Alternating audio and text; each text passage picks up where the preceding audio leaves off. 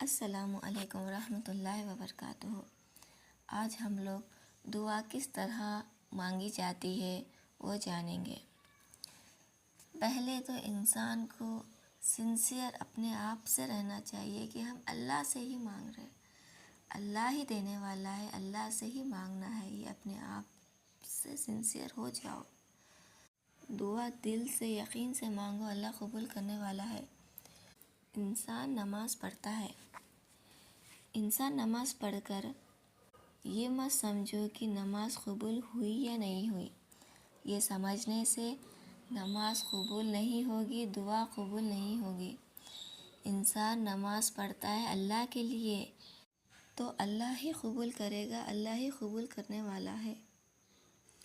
غافل دل سے دعا قبول نہیں ہوتی، دماغ کہیں اور چل رہا ہے انسان کا اور منہ سے کچھ اور مانگ رہے ہیں تو اللہ کیوں قبول کرے گا؟ غافل دل کی دعا کبھی قبول نہیں ہوتی۔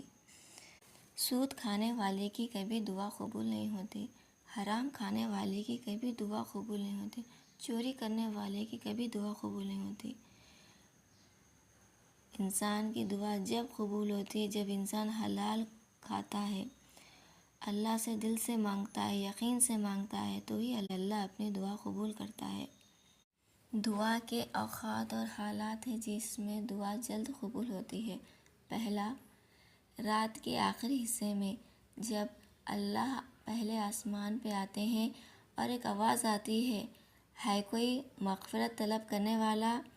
جب دعا کرے، جب اللہ دعا قبول کرے گا۔ اسے تیسرا حصہ جسے سحری کا حصہ بھی کہتے ہیں۔ دوسرا، اذان اور اقامت کے درمیان دعا قبول ہوتی ہے۔ تیسرا، سجدے میں بندہ اللہ کے نزدیک ہوتا ہے، اس وقت اللہ دعا قبول کرتا ہے، اس لیے بندہ سجدے میں زیادہ سے زیادہ دعا کریے، اللہ قبول کرتا ہے۔ چوتھا، جمعہ میں ایک ایسی گھڑی ہوتی ہے، اس وقت دعا قبول ہوتی ہے، وہ گھڑی عصر اور مغرب کے درمیان میں آتی ہے، اس لیے جمعہ کے دن عصر اور مغرب کے درمیان میں ساری دعا کریے، سارا ذکر کریے، اللہ کو راضی کریے۔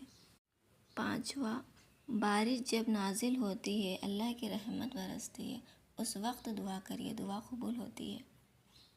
چھٹواں، عرفہ کے دن دعا قبول ہوتی ہے۔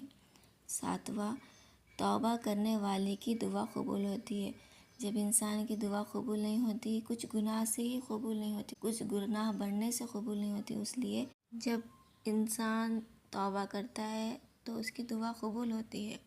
آٹھواں، زمزم جس نیت سے پیتے ہیں وہ قبول ہوتا ہے، اس لیے زمزم پینے سے پہلے نیت کریے اور پیئے، نیت آپ کی قبول ہوئیں گی۔ اللہ ہم سب کے دعائیں قبول کریے، آمین۔